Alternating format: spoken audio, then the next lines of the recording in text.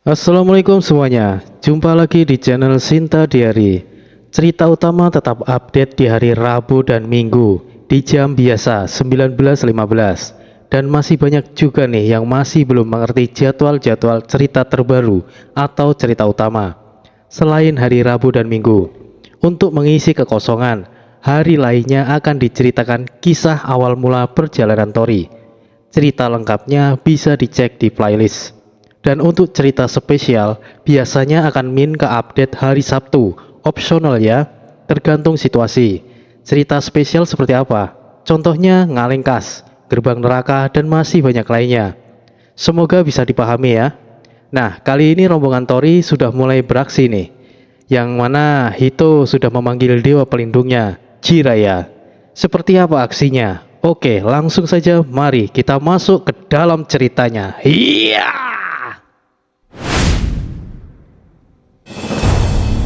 Misteri Segitiga Bermuda. Kemunculan Eyang Sabdo Palon bagian ketiga.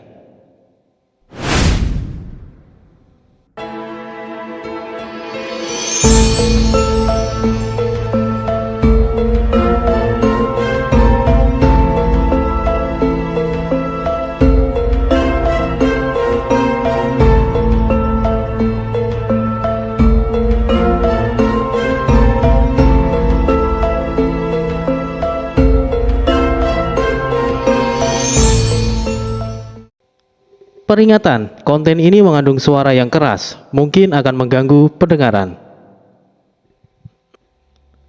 Dalam tradisi di Jepang, tarian dan nyanyian itu adalah suatu ritual dan juga pertunjukan saat akan peperangan dimulai. Hal ini biasa dilakukan pada zaman dahulu. Mereka yang hendak berperang harus menghormati para pendeta yang sedang melakukan tarian ritual, dan sepertinya itu juga terjadi di alam Sakura. Hito akhirnya menunjukkan pendampingnya, seorang samurai dengan karakteristik yang unik. Mungkin Jiraiya ini adalah pendeta samurai. Kemunculannya begitu unik, dengan adegan menari dan juga irama nyanyian yang khas.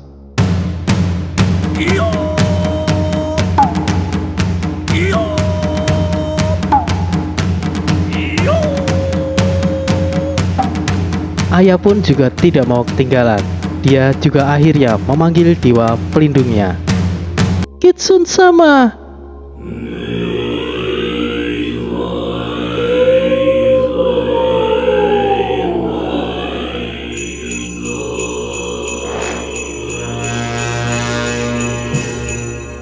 Terdengar suara lonceng bergerincing. Kabut putih yang tebal tiba-tiba muncul bersamaan dengan suara-suara seperti anjing kecil sedang menggonggong dan berlarian ke sana kemari. Di balik kabut yang tebal itu, muncul sosok wanita dengan pakaian serba putih.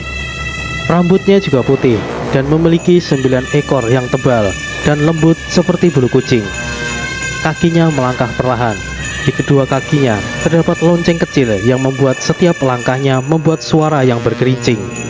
Dia juga diikuti oleh beberapa hewan putih yang mondar-mandir, seraya mengikuti setiap langkahnya.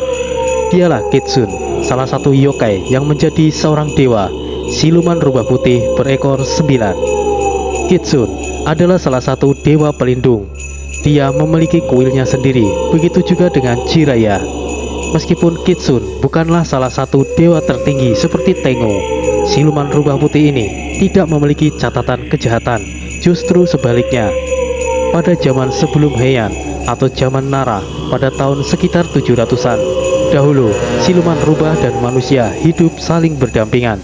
Bahkan banyak saling berhubungan satu sama lain sebagai suami istri. Tapi hubungan antara manusia dan siluman selalu berakhir dalam kegagalan. Pasalnya, hubungan antara manusia dan siluman tidak bisa memiliki keturunan yang diharapkan. Bayi yang terkandung selalu mati. Meskipun selamat, anak tersebut akan meninggal sebelum menginjak usia 10 tahun. Pada akhirnya, hubungan pernikahan antara manusia dan siluman rubah dianggap hal yang tabu. Meskipun banyak yang sudah menghentikannya, tapi masih ada beberapa yang melakukannya. Kemudian, saat ajaran Buddha masuk, siluman rubah mulai tersingkir karena mantra-mantra Buddha mempengaruhi kesehatan mereka. Saat terjadinya penyerangan terhadap kelompok Arhat, para siluman rubah yang pertama maju melindungi para penduduk Jepang. Semakin waktu berlalu, tempat manusia tidak lagi bisa ditinggali oleh mereka. Akhirnya mereka pergi ke tempat yang jauh. Para warga Jepang menyayangkan hal itu, tapi mereka tahu hubungan antara siluman dan manusia tidaklah baik. Kenyataan ini tentunya juga disadari oleh para siluman rubah dan mengalah untuk pergi. Akhirnya mereka para warga menganugerahi siluman rubah putih adalah dewa-dewi pelindung. Dan semakin berjalannya waktu, siluman rubah semakin dilupakan dan hanya menjadi sebuah dongeng atau mitos yang beredar di kalangan masyarakat. Jiraiya melompat dari tandunya sambil melakukan akrobat yang hebat. Jiraiya-sama! Jiraiya-sama! Jiraiya-sama! Jiraiya-sama! Ucap mereka para pemanggul tandu. Hito-kun, apa yang bisa aku bantu? Ucap Jiraiya dengan pose kerennya yang membuat Jaka tersaingi. Jiraiya-sama, tolong bantu kami menangani iblis Oni, pinta Hito. Sakabete, iblis Oni pemakan jiwa, makhluk jahat harus dimusnahkan. Balas Jiraiya. Terima kasih Jiraiya-sama. Ayah-chan, apakah kau mengalami kesulitan? Ucap Kitsun dengan suara kecilnya. Kitsun-sama, Sakabete Oni telah muncul, tolong bantuannya, pinta ayah. Sakabete. Rubah-rubah kecil pada menggeram, menunjukkan kebenciannya kepada iblis Oni. Apa-apaan mereka ini? Bisik Jaka kepada Tori. Tidak perlu dipikirkan Jaka, kemunculan mereka mungkin terlihat mencolok, tapi itu adalah ciri khas mereka. Sesuai dengan adat Jepang yang tidak kalah akan budayanya dengan Nusantara, aku cukup menyukainya, balas Tori. Desta-san, serahkan Oni Sakabete kepada kami. Dengan bangga dan percaya dirinya, Hito mengatakan. Oh, baiklah, balas Desta. Desta melirik ke arah Tori dan juga Jaka untuk jangan bertindak. Desta memberikan kode supaya memberikan kesempatan kepada Hito dan Ayah. Mungkin yang akan dilakukan mereka berdua tidak akan membuatnya terkesan, tapi Desta meyakini untuk memuji tindakannya. Wah, samurai, ini pasti akan hebat, ucap Tori. Terima kasih Tori-san. Hito senang. Siluman rubah putih berekor 9. Itu adalah sosok yang sangat langka, sangat cocok dengan karaktermu Ayah-san, sanjung Jaka. Terima kasih Jaka Dono, Anda terlalu memuji, balas Ayah tersenyum simpul. Biksu Ataya, mundurlah, biarkan mereka yang menangani sisanya, pinta Desta. Amitabha. Biksu Ataya kemudian menyingkir. Iblis jahat, terimalah takdirmu, musnahlah, ucap Jiraiya dengan keadilannya yang tinggi. para badut seperti kalian ingin melawanku. Balas Benji yang telah menjadi iblis Oni. Kitsun-chan, lakukan sekarang, pinta Jiraiya. Sakura, Kageyoshi.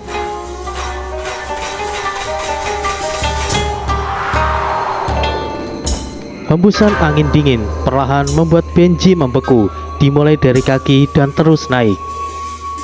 Sial, lawan aku satu persatu, dasar pengecut, ucap Benji yang mulai membeku hingga akhirnya tidak bisa bersuara karena seluruh tubuhnya menjadi es. Tengen Myojin. Jiraiya dengan kuda-kudanya yang khas seorang samurai mulai melepas kunci gagang pedangnya, kemudian menarik pedangnya dengan cepat. Saking cepatnya, tidak ada yang menyadari Jiraiya mencabut pedangnya.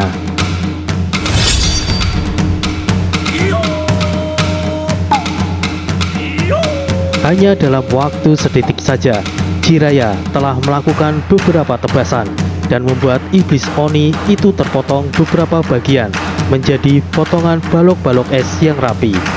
Desta, Tori dan Jaka tercengang melihat kombinasi serangan yang indah itu. Mereka yang cukup berpengalaman sekalipun tidak bisa menyadari kapan Jiraiya menyerang. Mereka hanya tahu Jiraiya memegang pedangnya, membuka kunci gagang pedangnya, dan kembali menutup kembali kuncinya.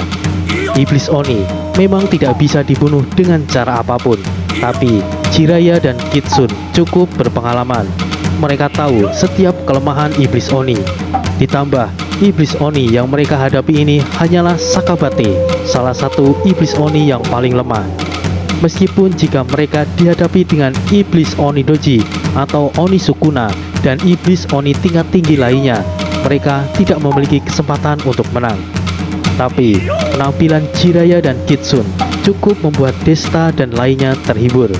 Setiap serangan mereka memiliki efek yang luar biasa memanjakan mata. Selain mematikan, itu juga menciptakan keindahan yang luar biasa hebat. Perpaduan angin es Kitsun dan angin tajam Jiraiya menciptakan keindahan dalam kematian musuhnya. Hebat, hebat, sungguh luar biasa hebat. Ucap Desta sambil bertepuk tangan. Jiraiya yang mendengarnya langsung memasang pose hebatnya. Satu kakinya diangkat, menginjak bongkahan es yang di dalamnya ada kepala Benji. Tangan kanannya menjulur ke depan, telapak tangannya terbuka lebar, rambutnya putih terurai bebas, dan bergoyang bak pohon beringin yang kokoh diterpa angin. Jaka mengernyitkan dahi, terlihat aneh tapi memang keren. Berbeda dengan Kitsun, dia memiliki sikap yang kalem dan anggun. Gerakannya begitu luas dan mempesona. Bulu-bulu ekornya yang lebat menggoda siapa saja ingin mengelusnya. Hito tersenyum puas. Akhirnya dia bisa menunjukkan kemampuan dewa pelindungnya. Hai.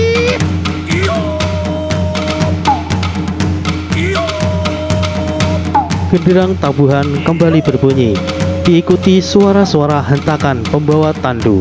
Sekali lagi Jiraiya menari, menandakan bahwa pertarungan telah selesai.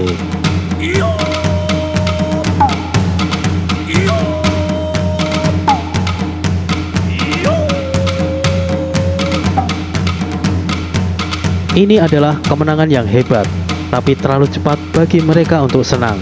Sakabate hanyalah salah satu Iblis Oni yang paling lemah. Musuh mereka yang sebenarnya adalah Iblis Oni Doji, sosok iblis raksasa yang kuat. Belum lagi jika Oni Sukuna bangkit, salah satu Iblis Oni paling merepotkan. Oni Sukuna adalah iblis kutukan. Kutukannya memiliki banyak variasi. Konon, belum ada yang bisa mengalahkan Oni Sukuna, karena tidak perlu ada bukti hidup yang pernah melihatnya. Awan yang gelap disertai kilat dan guntur. Guntur-guntur berwarna kemerahan berkelap-kelip di antara awan.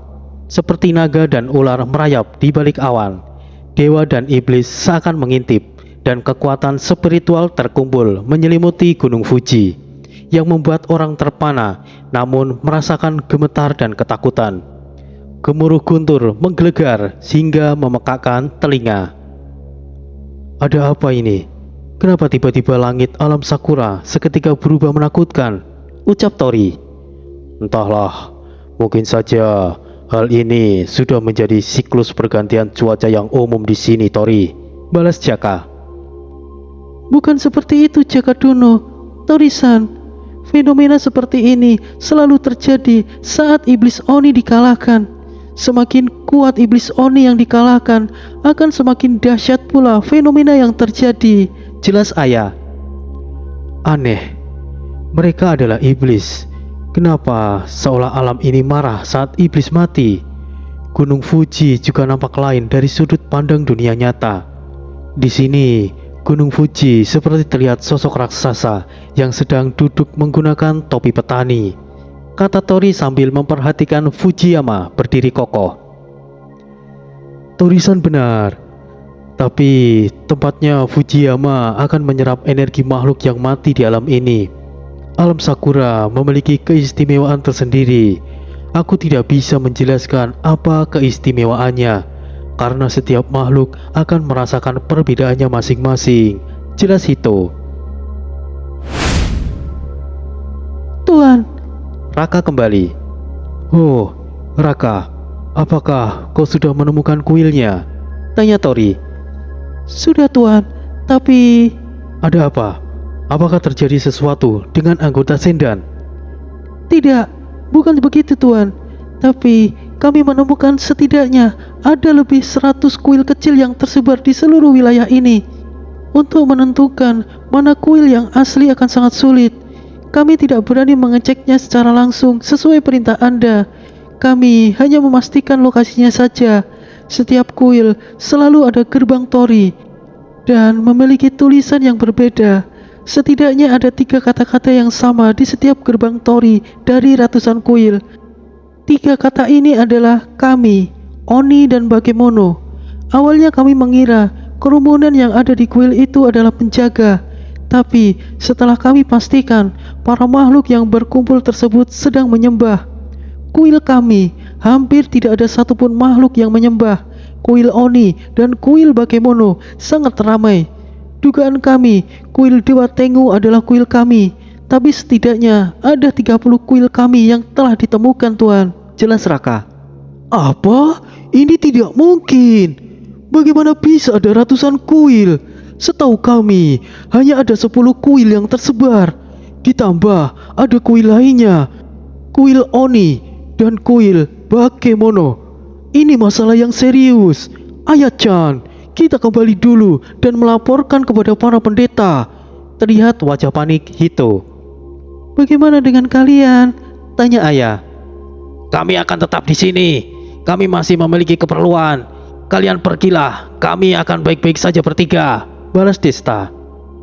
Hito-san, bagaimana jika kau pergi sendiri? Aku akan menemani mereka. Aku cukup hafal dengan wilayah ini. Jadi, aku bisa memandu mereka supaya tidak tersesat, ucap Ayah. Ais, bagaimana bisa begitu Ayah-chan? Jika kau tidak pergi, aku juga tidak. Kalau begitu, kita selesaikan saja dulu tugas kita. Balas Hito. Yang dimaksud dengan kuil kami adalah kuil yang diperuntukkan untuk menyembah dewa yang dimaksud. Setiap kuil itu mewakili salah satu dewa. Kuil kami yang ditemukan Raka dan juga rombongannya itu adalah kuil Tengu. Meskipun ada lebih dari 10 kuil, hanya ada 1 kuil yang asli. Kuil Oni dan Bakemono itu sebenarnya tidak ada, karena Raka menemukannya. Dengan kata lain, kuil Oni yang berdiri mewakili kebangkitan iblis. Seperti halnya dewa memiliki jutaan dewa, iblis Oni pun sama. Ada lebih dari ratusan bahkan jutaan iblis Oni. Sedangkan kuil Bakemono itu adalah kuil monster dan makhluk sejenisnya. Tidak semua Bakemono itu jahat. Rata-rata Bakemono juga bermusuhan dengan Oni. Penghuni asli hutan Aokigahara adalah Bakemono dan yokai, seperti makhluk lemah yang ditemui Desta dan lainnya sebelumnya. Ada juga beberapa yang kuat, tetapi kebanyakan mereka lebih jarang terlihat. Jika iblis Oni sudah bangkit, bukan hanya manusia saja yang terancam, tapi yokai dan Bakemono ikut terancam. Meskipun banyak yokai dan Bakemono yang memilih untuk tunduk kepada iblis Oni, tapi masih ada beberapa yang memperjuangkan kebebasan mereka. Lalu, apa yang ingin kalian lakukan sekarang? Jika kalian ingin mencari keberadaan Tengu, mungkin kami bisa bantu, ucap Desta. Hito-san, bagaimana menurutmu? Aku percaya dengan keputusanmu Ayah-chan, balas Hito. Jika tidak keberatan, bantu kami untuk mencari keberadaan Tengu. Setidaknya jika banyak orang, kita bisa melindungi satu sama lain, pinta Ayah. Baiklah, dengan senang hati. Apa yang membuat Ayah-chan mempercayai mereka? Desta-san dan Tori-san cukup lumayan. Mereka memiliki biksu Ataya dan juga pasukan pengintai. Tapi dari segi kekuatan tempur, Jiraiya sama lebih unggul. Dan untuk Jagadono, mungkin 2 pelindungnya adalah tipe serangan. Mengingat biksu Ataya adalah tipe bertahan dan pasukan ninja Tori-san adalah tipe mata-mata. Pada akhirnya nanti Jiraiya sama dan Kitsun sama yang akan bertindak dalam melakukan serangan, batin Hito. Hito masih belum tahu apa-apa tentang rombongan Desta. Meskipun Aya juga tidak mengetahui kemampuan sebenarnya Desta dan lainnya, Aya bisa merasakan melalui firasatnya bahwa mereka masih menyembunyikan kemampuan aslinya. Biksu Ataya merasa berat meninggalkan wilayahnya itu, tapi semua rekannya sudah tidak ada lagi. Mungkin keputusannya tepat baginya saat itu pergi menjelajah seorang diri. Jika dia masih bertahan di sana, mungkin dia juga akan terpengaruh dan masuk ke jalan yang sesat. Biksu Ataya telah mengambil keputusan yang tepat mengikuti Desta. Meskipun dia seorang biksu, pada dasarnya Biksu Ataya suka berpetualang, menjelajah dari alam satu ke alam lainnya. Informasi dari Raka sangat membantu. Mereka bisa terhindar dari banyaknya masalah karena mendapatkan informasi yang tepat. Mereka mendatangi kuil kami satu demi satu yang rata-rata tidak ada seorang pun yang menyembahnya. Mereka menelusuri gelapnya hutan, bertemu dengan berbagai macam makhluk dan mampu menghindari bertemu makhluk yang merepotkan. Ini sudah yang ke-21, tapi kita masih belum menemukan kuil Tengu Sama yang asli. Apa jadinya jika Torisan tidak membantu? Kami mungkin akan menyerah lebih awal, ucap Hito. Aku juga yakin bahwa mencari kuil Dewa Tengu yang sebenarnya sangat sulit, tapi aku tidak menyangka akan serumit ini, Aya menambahkan. Ini terlalu buang-buang waktu.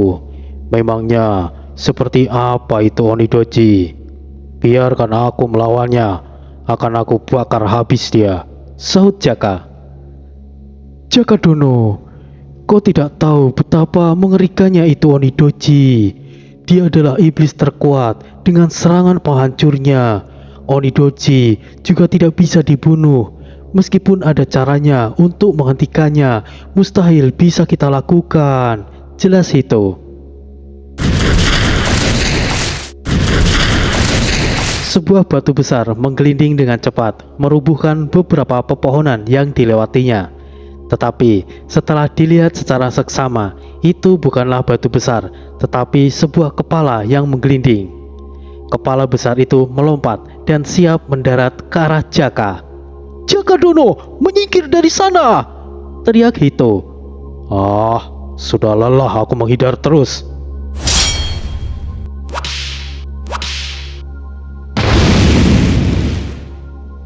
Jaka mulai beraksi.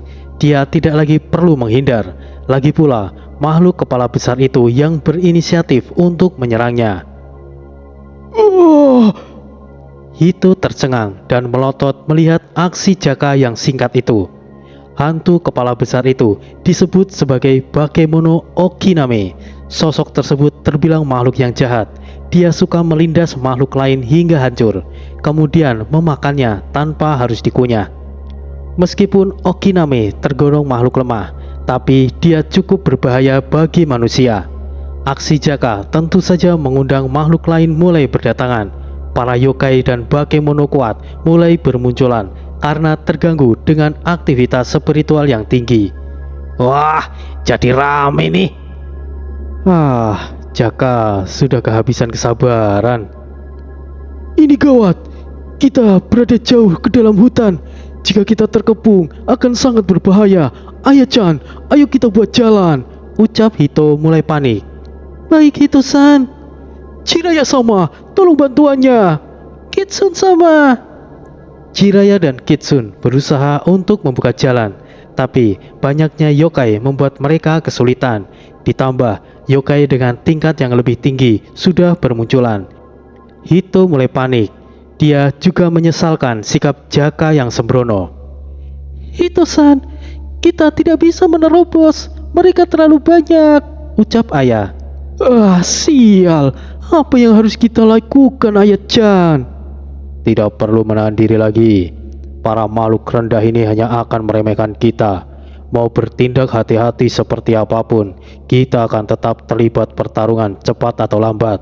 Terlibat lebih cepat juga tidak masalah, ucap Jaka. Sepertinya kita sudah tidak bisa lagi bertindak diam-diam. Ya, jika begitu, mau bagaimana lagi? Tanpa menyebutkan mantra, Desta sudah mampu memicu api komara. Sira, Sire, pasukan kubang hitam. Ya Tuan. Sira dan Sire dan pasukan kumbang hitam tidak pernah muncul kini keluar. Bersihkan area sekitar, biarkan yang melarikan diri, musnahkan yang melawan. Siap Tuan. Mereka menyebar dan mulai membantai para yokai. Wah, itu benar-benar ninja. Kali ini asli, mereka ninja. Kau lihat itu, Ayah-chan. Wah, ucap Hito kagum. Ayah tidak peduli dengan apa yang dikatakan Hito. Ayah memperhatikan Desta dan Jaka yang menargetkan yokai kuat. Tori diam saja. Beberapa yokai yang lolos untuk menyerang Tori semuanya dihabisi oleh Raka dan rombongannya. Kini Ayah tahu mereka bertiga tidak sederhana yang dia pikirkan. Dari raut wajah mereka tanpa panik, situasi sudah di luar kendali. Jiwa mereka bisa hancur kapan saja. Begitu banyak yokai-yokai berdatangan. Semuanya bercampur menjadi satu, bekerja sama untuk mengepung mereka.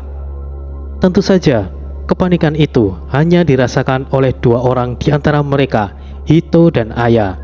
Mungkin mereka berdua masih menyembunyikan kartu as mereka dan bisa lolos jika mereka habis-habisan. Tapi mereka berdua bukanlah tipe orang yang meninggalkan teman-temannya dalam keadaan sulit. Meskipun mereka baru kenal dengan Desta dan lainnya, namun kepanikan mereka berdua hilang seketika setelah Jaka dan Desta mulai bertindak.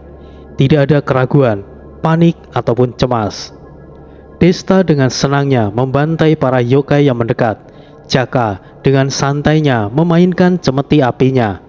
Para yokai seperti laron yang mendatangi cahaya. Bedanya, para yokai itu menghampiri kematian mereka. Desta dan Jaka seperti bermain-main. Bahkan Tori bermalas-malasan duduk dengan santainya di batang pohon yang tumbang dengan tampang yang bosan. Sebetulnya, Jaka dan Desta tidak perlu bertindak hanya menangani para yokai. Tapi mereka sudah cukup gatal ingin beraksi. Hanya dalam sekejap ratusan yokai musnah. Sisanya melarikan diri. Hito terbelalak kaget. Mulutnya terbuka dan matanya yang sipit melotot meskipun tetap terlihat sipit juga. Ayah menutup mulutnya dengan kedua tangannya dan menunjukkan ekspresi yang terkejut melihat aksi Jaka dan Desta.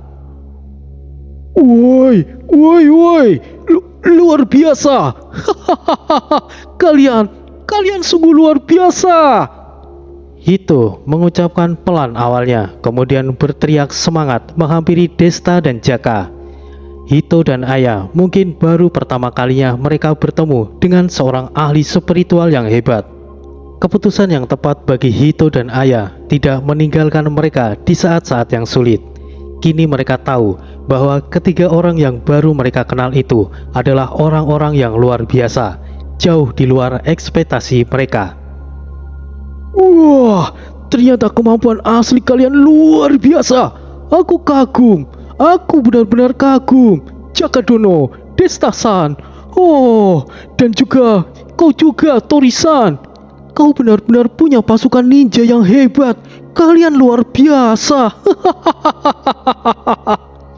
Hito dengan semangat mengatakan. Namun, Ayah tahu mereka bertiga sama sekali belum menunjukkan keseriusannya. Mereka seperti bermain-main. Dalam benaknya, dia berencana ingin mengajak mereka untuk pergi menjelajah lautan Bermuda.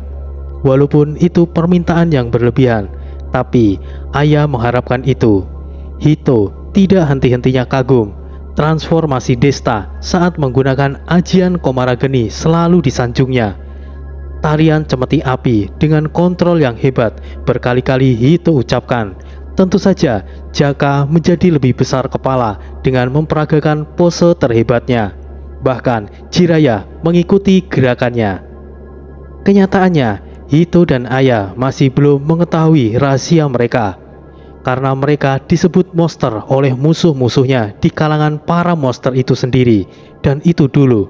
Bahkan sekalipun mereka bertiga belum pernah menunjukkan kemampuan mereka yang telah mereka dapatkan di alam naga. Kobaran api melahap gelapnya sekitar hutan.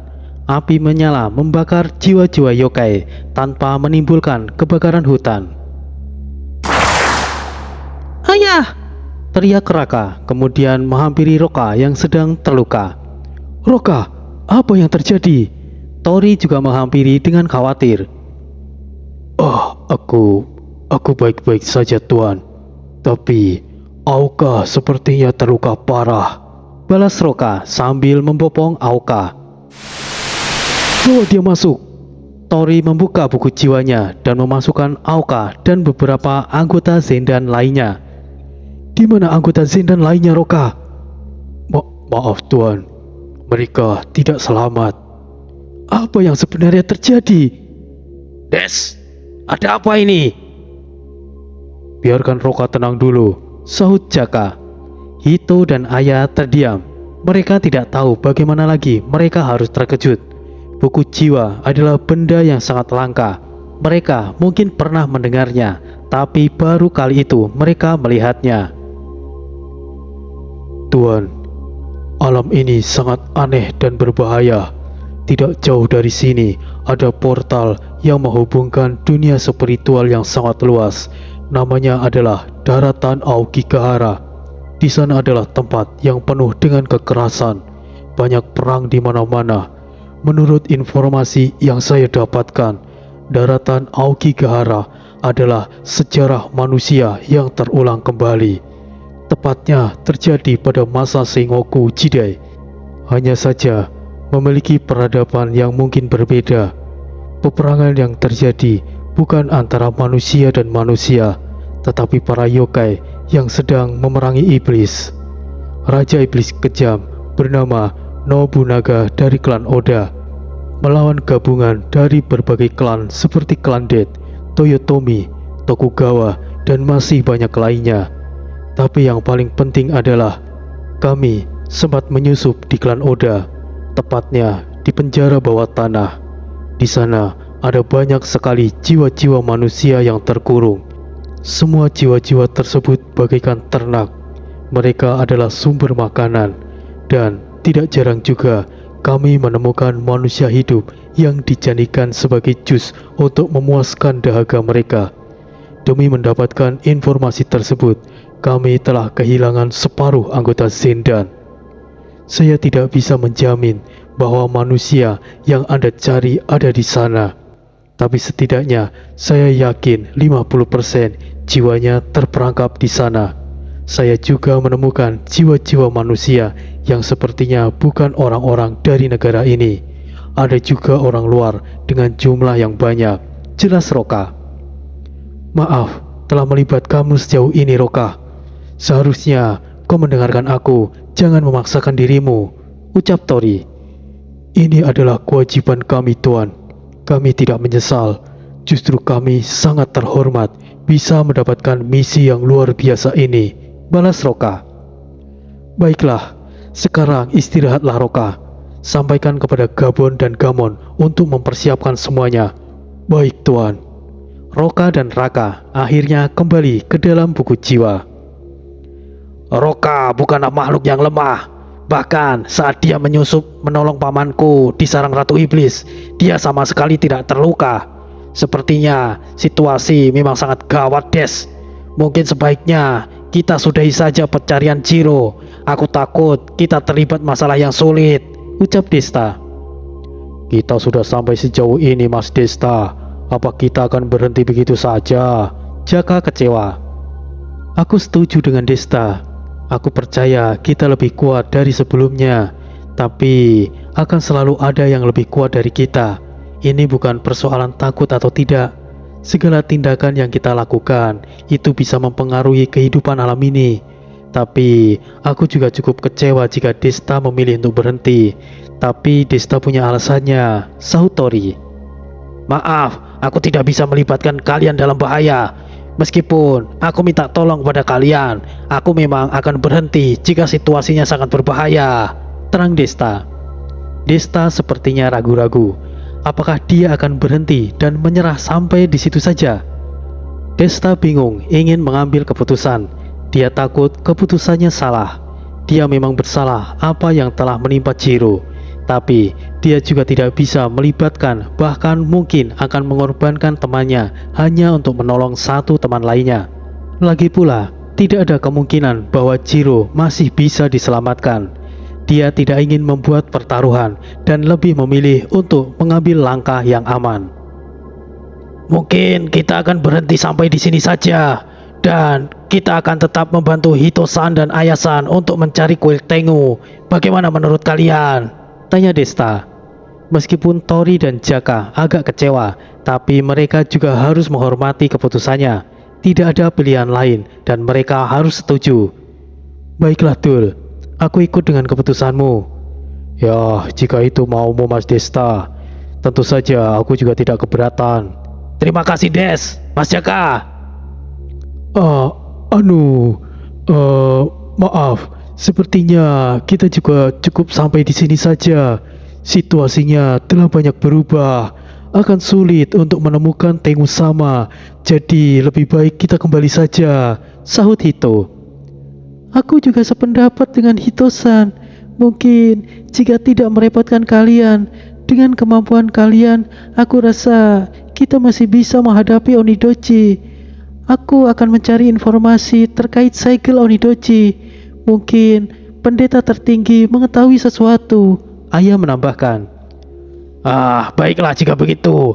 Kita kembali saja sebelum para yokai berdatangan lagi, balas Desta. Mereka akhirnya memutuskan untuk kembali. Mungkin itu adalah keputusan yang tepat. Amitabha, maafkan aku Tuan, tapi aku harus menyelamatkan orang-orang yang ditawan oleh iblis jahat itu. Aku sudah lama ingin bertindak, karena banyak rekan-rekanku yang juga tertangkap oleh iblis itu. Itulah alasanku berkelana demi mendapatkan informasi yang aku cari. Terima kasih atas bantuan Anda Tuan Tori. Dengan itu, aku mendapatkan informasi yang aku butuhkan. Kita akan berpisah di sini Tuan Desta, ucap Biksu Ataya. Tunggu dulu Biksu Ataya, cegah Desta.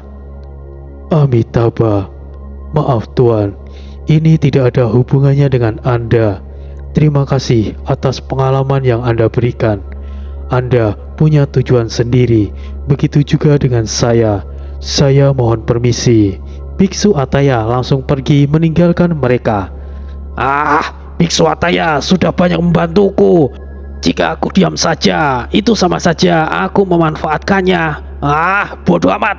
Des, Mas Jaka, ayo kita susul Biksu Ataya. Hito-san, Aya-san, kalian kembalilah lebih dulu. Desta langsung meluncur menyusul Biksu Ataya. Tori dan Jaka saling pandang, kemudian mereka tersenyum jahat. Sepertinya memang itu yang mereka berdua harapkan. Tentu saja mereka sangat senang dengan keputusan Desta yang mendadak itu. Aya-chan, Hito-san, mungkin akan berbahaya jika kita mengikuti mereka. Tapi jika kita kembali sekarang, kita tidak akan memiliki kesempatan untuk meminta bantuan mereka di masa depan. Aku yakin mereka bisa menjaga diri mereka sendiri. Kita juga memiliki kartu as yang bisa melindungi kita. Mungkin ini adalah kesempatan bagi kita supaya mereka mempercayai kita. Kita juga ikut mereka, Hito-san. Ayo, mau bagaimana lagi? Mencegahmu juga percuma saja, Aya-chan. Terima kasih, Hito-san. Pada akhirnya mereka tidak jadi untuk mundur dan tetap melanjutkan perjalanan mereka, meskipun tujuannya adalah daratan Aokigahara. Mereka telah tiba di portal berwarna merah oranye seperti lubang hitam yang hidup melayang di udara. Di sana juga ada beberapa yokai. Mereka tidak masuk, hanya sekedar penasaran untuk melihat. Biksu Ataya, tunggu sebentar.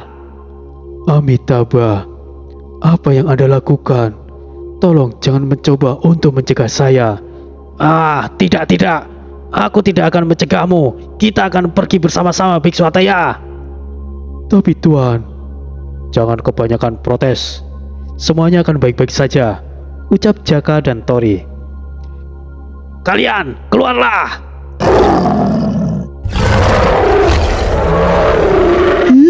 Mama, itu. Hito-san kaget setengah mati saat kedua hewan buas muncul saat Desta panggil. Mereka adalah singa emas dan singa putih.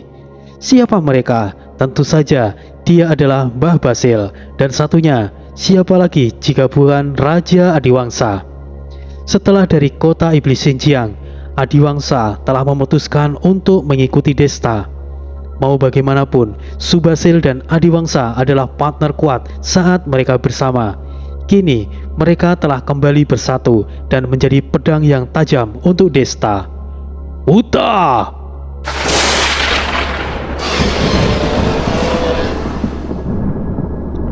Petir saring menyambar dan bersamaan munculnya naga hitam bersayap. Apa lagi ini? Apa yang aku lihat? Naga! Serius! Hito sampai terjatuh karena terkejut.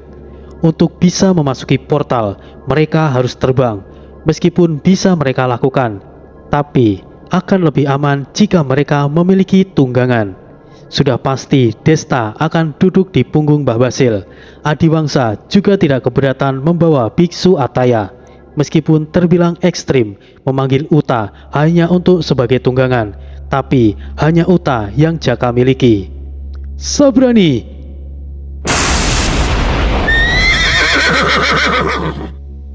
Awan menggulung, sosok kuda putih muncul di balik awan. Sinta, keluarlah! Ada di mana suamiku? Tempat berbahaya apa lagi ini? Leluhur Roka mengalami luka yang cukup serius setelah kau panggil. Siapa lawan kalian kali ini? Ucap Sinta dengan penampilannya yang baru dan lebih menawan. Oh ya dewa, kali ini bidadari dan Pegasus. Sepertinya aku telah bermimpi terlalu panjang. Hito matanya berbinar-binar melihat kecantikan Sinta. Aduh! Apa yang kau lakukan, Ayat-chan? Kenapa menamparku? Protes Hito. Sepertinya Hito-san tidak bermimpi. Syukurlah. Aku hanya berusaha membangunkanmu, Hito-san. Balas ayah ketus. Hito tahu apa kesalahannya. Dia diam, tidak berani menjawab. Bagaimana kabarmu, Sabrani? Tidak pernah sebaik ini. Senang bertemu dengan Anda kembali, Putri. Tuan Tori, balas Sabrani. Maaf harus merepotkanmu kali ini, Sabrani. Dengan senang hati saya akan membantu Tuan. Hito-san, Ayah-san, apa yang kalian lakukan di sini? Bukankah kalian ingin kembali? Tanya Desta. Setelah kami pikir-pikir lagi, kami akan ikut kalian. Mungkin ada yang bisa kami lakukan, Balas ayah. Tapi Desta tidak ingin melibatkan mereka juga. Jadi dia memikirkan cara supaya bisa menolak mereka tanpa menyakiti perasaannya. Kalian berdua, naiklah bersamaku. Masih banyak ruang tersisa, sahut Jaka. Mas Jaka, Desta berencana untuk mencegah Hito dan ayah ikut. Tapi Jaka langsung memotongnya dan mengatakan dalam percakapan batin. Mas Desta, bukankah kau mengatakan sebelumnya untuk tidak boleh menolak kebaikan mereka? Tenanglah, semuanya akan baik-baik saja. Mereka juga tidak lemah seperti kelihatannya. Mereka mempercayai kita. Kita juga harus memperlakukan mereka sama, ucap Jaka. Desta hanya tersenyum, setuju dengan apa yang Jaka sampaikan. Terima kasih Jaka Dono. Wah, aku menaiki naga. Hito begitu senang. Ayah semakin yakin dengan keputusannya. Mereka bertiga mungkin adalah orang-orang yang selama ini ayah cari. Mungkin aneh dan mustahil jika ayah berasal dari masa depan. Tapi ayah belum menjelaskan hal itu kepada Tori dan lainnya. Kunjungan ayah untuk menelusuri lautan Bermuda karena dia yakin bahwa tempat itu adalah penghubung antara beberapa dunia.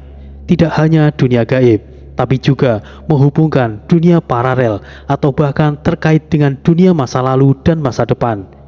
Keyakinannya semakin kuat saat bertemu dengan Paman George. Meskipun begitu, membutuhkan rekan-rekan yang kuat untuk bisa menjelajahi lautan Bermuda. Ayah tahu dia dan Hito saja tidak akan cukup. Mereka harus memiliki tim yang bisa mendukung satu sama lain. Desta, Tori, dan Jaka memiliki kemampuan yang berbeda yang bisa mendukung satu sama lain. Itulah yang Ayah cari.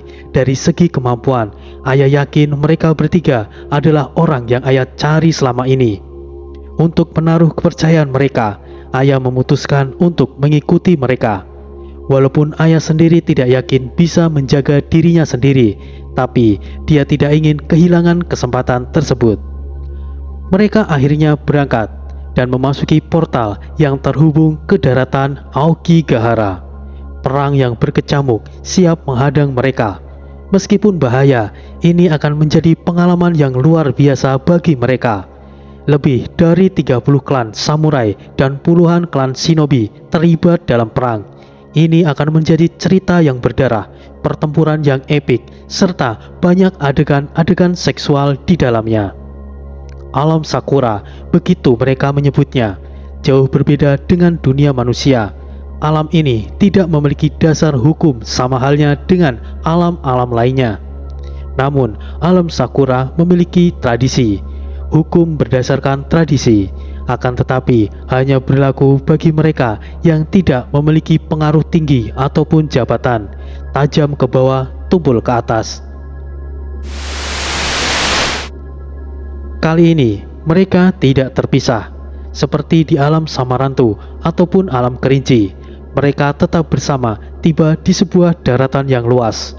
Tanahnya kering kemerahan, kaku, dan sebagian ada yang masih basah dan lembek. Daratan tersebut juga dikelilingi oleh pegunungan. Ada beberapa tempat perairan dan laut yang luas. Disitulah daratan Aokigahara, tempat di mana pertempuran besar-besaran terjadi. Tanah yang kering kemerahan itu adalah bukti dari kejamnya perang yang pernah berlangsung. Banyak darah tumpah hingga membuat daratan tersebut berwarna merah. Bahkan masih ada sebagian darah belum mengering. Tercium bau busuk dan anyir darah. Beruntung mereka tiba di daratan Aokigahara pada saat tidak terjadinya perang. Adakah yang bisa menjelaskan kita sekarang ada di mana? Ucap Tori. Tempat ini entah kenapa membuatku tidak nyaman. Aku kira tanah kematian Xinjiang adalah tempat yang paling buruk, tapi aku rasa ini jauh lebih buruk, sahut Desta. Amitabha, ini adalah daratan Aokigahara. Ini adalah pusat sebagai perang besar di wilayah ini. Tatanan kehidupan di sini menyerupai kehidupan manusia pada tahun 1400-an, lebih tepatnya awal era Sengoku. Daratan Aokigahara adalah sebagai tempat kecil dari keseluruhan alam Sakura. Setidaknya ada 18 wilayah yang dikuasai oleh para klan samurai, masing-masing dipimpin oleh seorang daimyo atau tuan tanah. Dan ada satu kaisar yang memiliki wilayah paling luas. Dia adalah Kaisar Iblis Oda. Selain itu, ada juga klan tersembunyi. Mereka disebut shinobi dari klan ninja. Ada 12 klan shinobi yang masing-masing bekerja kepada setiap klan samurai. Tapi ada juga yang bertindak sendiri sebagai pembunuh bayaran atau mendukung diam-diam pada klan samurai tertentu. Hanya sedikit informasi yang bisa aku berikan, karena itu saja yang aku tahu, jelas Biksu Ataya. Jika alam ini meniru kehidupan Jepang di masa lalu, pastinya sistem pemerintahannya juga sama. Lalu, bagaimana kita akan bertindak? Tanya Hito. Bergerak bersama akan menjadi kita sulit untuk berbaur. Bagaimana jika kita berpencar? Ucap Jaka. Saran yang nekat itu Mas Jaka. Tapi, bukankah akan lebih aman jika bersama-sama? Balas Desta. Mungkin saran Jaka Dono benar. Kita terlalu mencolok. Kita juga akan kesulitan untuk bergerak. Jika memang mudah untuk menyusup ke dalam wilayah Iblis Oda, Biksu Ataya tidak akan kesulitan. Begitu juga dengan pasukan pengintai Torisan. Mungkin kita bisa memanfaatkan klan samurai sebagai pengalih. Dengan begitu, kita harus menjadi bagian dari klan tersebut. Secara pribadi, aku percaya kalian memiliki kemampuan untuk mengatasi Iblis Oda. Tapi, jika kalian bertindak terang-terangan, itu hanya menyulitkan posisi kita. Dan juga tindakan tersebut bisa memicu kebencian dari berbagai pihak karena kita terlalu banyak ikut campur. Jelas ayah. Wanita yang cerdas. Aku setuju dengannya. Terlalu banyak yang ikut campur dalam urusan alam ini memang akan berpengaruh besar. Yang dia maksud adalah kita bisa ikut terlibat, tapi menggunakan nama salah satu dari klan tersebut, Sahut Mbah Basil. Tapi bukankah itu mengulur waktu? Ucap Jaka. Mungkin akan mengulur waktu, tapi setidaknya kita akan lebih aman. Bukankah ini akan menjadi seru? Dengan kata lain, kita akan menyamar sebagai warga biasa, lalu masuk di salah satu klan sebagai prajurit biasa, buat prestasi supaya naik jabatan. Setelah itu, kita mendapatkan cukup wewenang, kita akan bergerak untuk berurusan dengan Iblis Oda.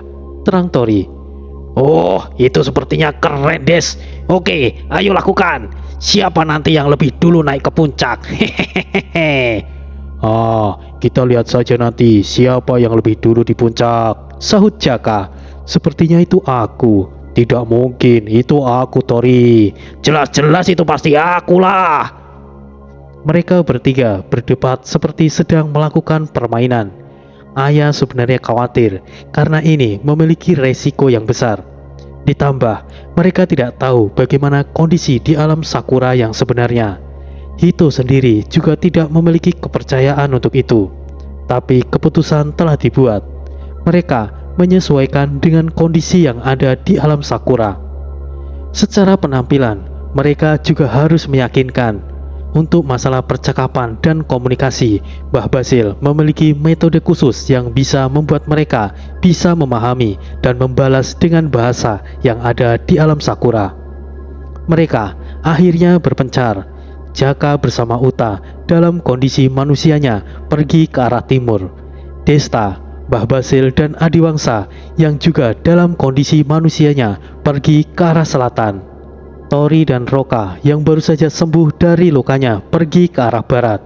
Karena para Sinta akan mengundang perhatian, Tori sementara tidak menyertakan Sinta. Ayah juga mungkin akan menjadi pusat perhatian karena dia yakin dengan kemampuannya dia bersama Hito menuju ke arah utara. Perjalanan menelusuri alam Sakura akhirnya dimulai. Roka, apakah kau tahu kemana arah kita sekarang ini? Tanya Tori. Saya menyarankan ke arah barat karena tahu sedikit informasi, Tuan. Kita sekarang menuju ke desa wilayah Klandet. Klandet dipimpin oleh Tuan Tanah yang memiliki julukan Naga Bermata Satu dan pengawal setianya Naga Mengamuk. Mereka adalah Masamune dan Kojuro. Memiliki pasukan yang dinamakan sebagai Kaminari atau diartikan sebagai kilat petir. Saya tidak tahu lokasi pastinya di mana kota Klandet berada. Mungkin kita bisa mencari informasi lengkap di desa terdekat, Tuan. Jelas Roka. Baiklah, kita lihat-lihat situasinya dulu, Roka. Mereka sudah tiba di perkampungan yang sederhana. Puluhan mata memandang ke arah Tori dan Roka. Dari sudut pandang para penduduk desa Det, penampilan Tori dan Roka masih terbilang cukup berlebihan. Mereka memang telah menyamar sebagai samurai pengembara, tapi penampilan mereka dianggap seperti seorang bangsawan atau orang kaya pada umumnya. Ada apa? Apa ada yang salah dengan kita, Roka? Saya rasa tidak, Tuan. Mungkin penampilan kita menarik perhatian mereka. Pada dasarnya, seorang samurai itu memiliki derajat yang lebih tinggi daripada warga biasa. Tuan Pendekar, silakan mampir di kedai kami. Kami menyediakan penginapan juga. Sapa salah seorang lelaki kurus bertelanjang dada. Apakah kalian bisa berikan kami informasi? Tanya Tori. Tentu saja Tuan Pendekar, silakan masuk. Tuan, kami juga menyediakan jukun yang masih alami jika Tuan bersedia. Bisik orang tersebut yang dimaksud adalah pelacur. Tidak perlu, kami hanya butuh informasi. Baik Tuan, silakan tunggu sebentar. Tori dan Roka duduk di dalam kedai yang terbuat dari anyaman bambu. Meja agak berdebu, begitu juga dengan kursi sederhana yang terbuat dari kayu tanpa ada tempat senderan. Beberapa saat kemudian, seorang wanita dengan kimono dengan corak khas berwarna biru hijau menghampiri Tori. Apa yang bisa saya bantu, Tuan? Ucap wanita tersebut. Apakah ini adalah kawasan Klandit? Kemana kami harus mengarah untuk pergi ke kota Det? Tanya Roka. Benar, Tuan. Desa ini memang termasuk wilayah dari klan Det. Untuk pergi ke Kastil Det butuh waktu perjalanan setidaknya setengah hari dengan kuda. Jika berjalan kaki setidaknya 2 hari. Tuan bisa pergi ke arah sana dan ikuti saja jalannya. Tapi mohon hati-hatilah, banyak pembunuh berkeliaran. Desa ini masih bisa bertahan karena kami menyewa beberapa samurai untuk melindungi desa ini. Tapi, balas wanita tersebut menghentikan ucapannya. Sebuah meja melayang menghantam dinding yang terbuat dari anyaman bambu itu hingga penyok. Ini sudah waktunya, cepat bayar! Ucap salah satu samurai dengan badan tegap dan memiliki postur tubuh yang besar. Kita hancurkan saja tempat ini jika mereka masih beralasan, ucap samurai lainnya. Selamat datang Tuan Toji. Silahkan, kami baru memiliki segini, ucap lelaki sebelumnya. Apa ini? Kenapa hanya ada segini? Lelaki kurus itu terpental setelah menerima tendangan yang keras. Apa kau pikir 5 manik jiwa ini cukup? Kami mempertaruhkan nyawa kami demi desa sialan ini, tahu? Maaf Tuan, kedai kami sepi baru-baru ini. Hanya itu yang kami dapatkan. Tolonglah beri kami waktu lagi, ucap wanita yang sebelumnya melayani Tori. Kami tidak peduli, wanita jalang. Kau ikut dengan kami sebagai gantinya. Tolong lepaskan aku. Salah satu dari mereka menjambak wanita itu dan menyeretnya. Sebisa mungkin Tori tidak ingin terlibat, tapi melihat perlakuan kasar mereka membuat Tori tidak bisa tinggal diam. Apakah kalian yang melindungi desa ini? Bukankah kalian hanya sekelompok perampok saja? Ucap Tori sambil duduk tenang. Apa aku salah dengar? Siapa kau berani-beraninya mengkritik Soga sang penguasa ini? Sosok itu menghampiri sambil menggebrak meja. Selalu saja ada yang seperti ini. Roka, selesaikan dengan cepat. Baik Tuan. Apa kau menantangku? Ayo keluar. Roka keluar mengikutinya. Jangan ada yang ikut campur. Biarkan aku potong-potong dia menjadi beberapa bagian. Para penduduk desa yang melakukan aktivitasnya langsung berhenti dan menyingkir, berharap duel 1 lawan 1, tapi kenyataannya Roka telah dikepung. Jika situasinya buruk, Roka pasti akan langsung dikeroyok. Mereka tersenyum menyeringai karena mereka yakin akan menang. Tapi apapun hasilnya, penduduk desa yang akan mengalami kerugian. Gawat, aku harus melapor kepala desa untuk menghentikan mereka. Jika tidak, situasinya akan menjadi lebih rumit, ucap lelaki kurus itu. Tenanglah pemilik kedai, tidak perlu panik, balas Tori. Tuan, Anda masih belum tahu rombongan Soga itu sangat licik. Jika dirasa Soga tidak akan bisa menang, dia akan main keroyokan. Sudah banyak yang terbunuh olehnya. Jika bukan karena kondisi kami tidak sudi minta tolong kepada mereka. Duduk dan tenanglah. Baik Tuan. Pemilik kedai itu ragu, tapi juga berharap. Soga, lakukan dengan cepat. Bunuh dia dan ambil kristal jiwanya. Ya, setidaknya kristal jiwanya lebih berharga daripada kristal ternak. Jadi pada umumnya, alam Sakura ini memiliki metode mata uang yang hampir sama dengan alam kerinci. Di sini disebut sebagai kristal jiwa. Mereka mendapatkan kristal jiwa dari berburu hewan-hewan. Ada juga sebagian dari mereka membunuh sesamanya demi kristal tersebut. Salahkan dirimu karena berani menyinggungku. Mati!